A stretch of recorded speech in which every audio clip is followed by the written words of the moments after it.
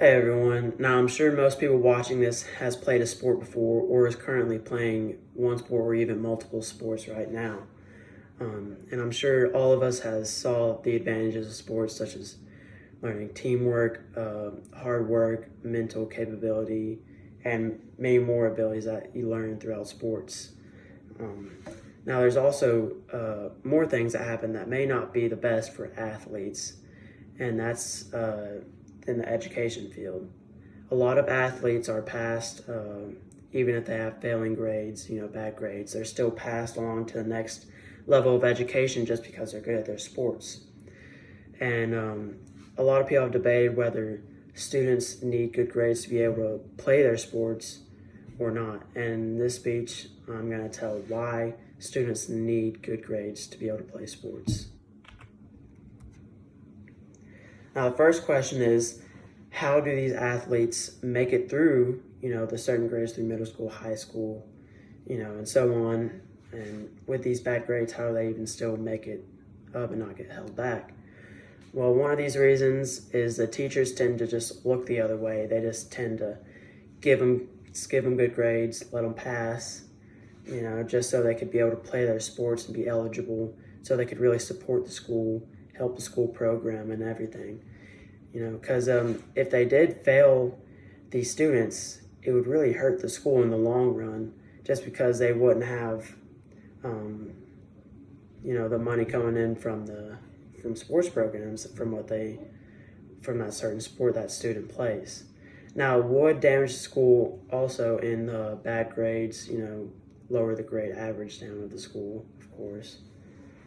But another reason is the teachers don't want to let the school down. They don't want to let the team down. They don't want people to really see them as that teacher that's like, oh, they're really just tearing the team down. It's all their fault. Teachers don't want to be seen in that light, which is just basically a whole big pressure and whole side of what people see around that subject.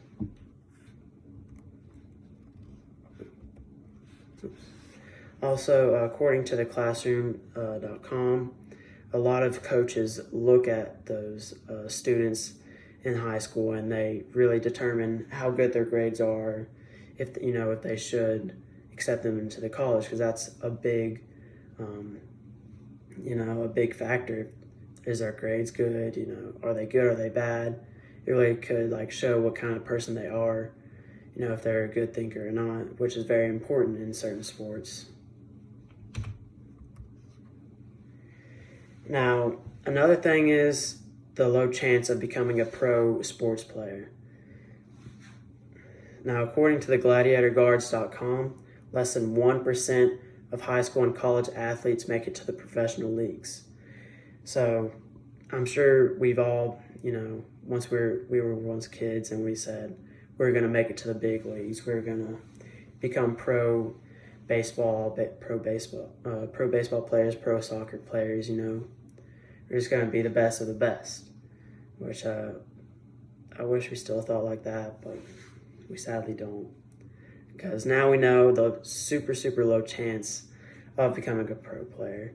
We could really work as hard as we can, and it is possible, to work as hard as you can and still make it to the pro leagues. But there's still a lot more that goes into it. It's just a really big risk to really put all of your focus into that sport, just to really make a living off it, when instead we could really just study hard through education and classes and have a more reliable, secure future, such as in the job department and so on, and just really having basic knowledge to carry on in life. Matt Ryan here, I'm sure he's sacrificed a lot to really get where he is. Probably the best quarterback in the NFL is all I'm going to say. But on to the next one. Now, carrying on from the next slide, say you're an athlete and you work every day as hard as you can. You do all you can for this sport. Say you play soccer, you train every day, at least 2 hours a day at least. And you finally get to that day to really make it to the pro leagues, but you don't. You blow your knee out and, and you're done. You can't play anymore. So now it's just like, what do you do now? You spent all this time on soccer. You didn't study for any of those tests. You failed those classes. And now you're a senior in high school and you have a 2.4 GPA, you know? You had all those scholarships, but they're gone now for sports. So now college is just going to leave on you. They're just going to drop out. You know, just like, see ya. You know, we got other better students wanting to play here. So now you're really stuck at a crossroads here. And this wouldn't have happened if you really just studied through that whole time. You may have like not as practiced as long and instead studied for that test the next day, you know, or done your homework, studied for the quiz, you know, all of that. And you could just really have a more reliable future. Your GPA could have been higher, you know, you could have made it into just a really nice school instead, but sadly you're there, 2.3 GPA, you know, you're screwed.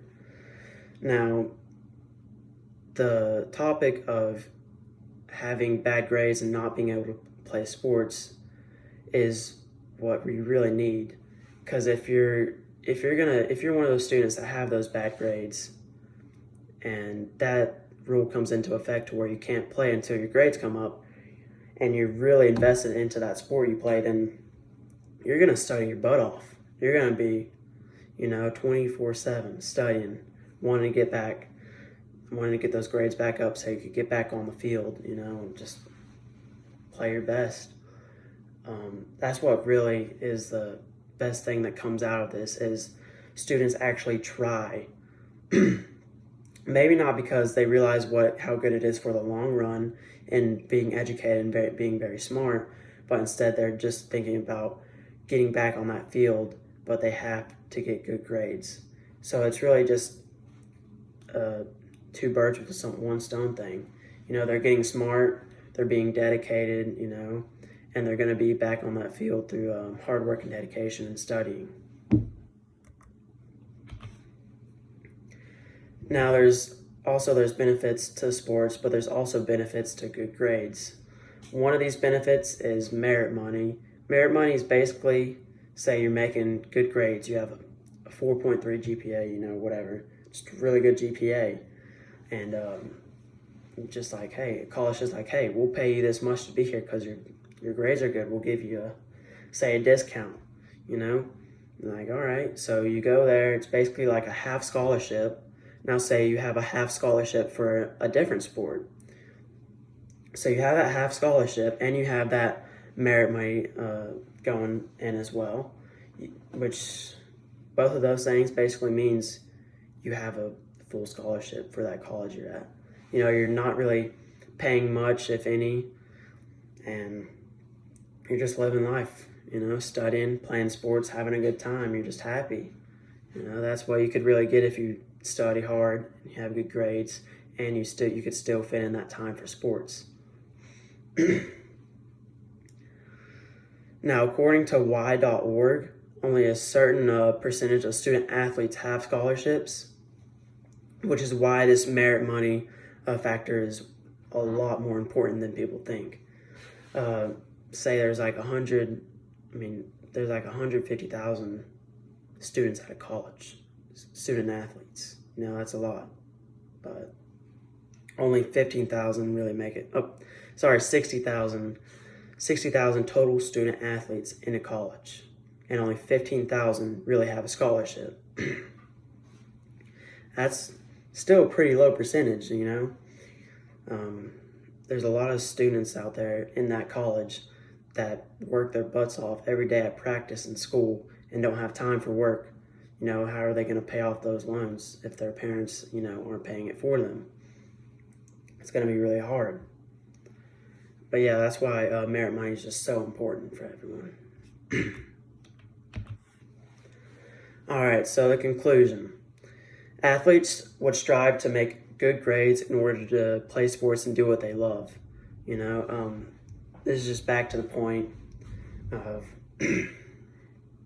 students just really trying hard to get back on the field and really just get those grades back up to be eligible to play again, and do what they really do love. A lot of kids look up to sports, as their way to get away from home or get away from, whatever situation they're in. I always saw soccer as just a really just nice thing to clear the mind, just do something I love, and just have fun with friends as well. And next is being involved in education almost benefits a good future in jobs, which is very true. Education is really just gives you that concrete,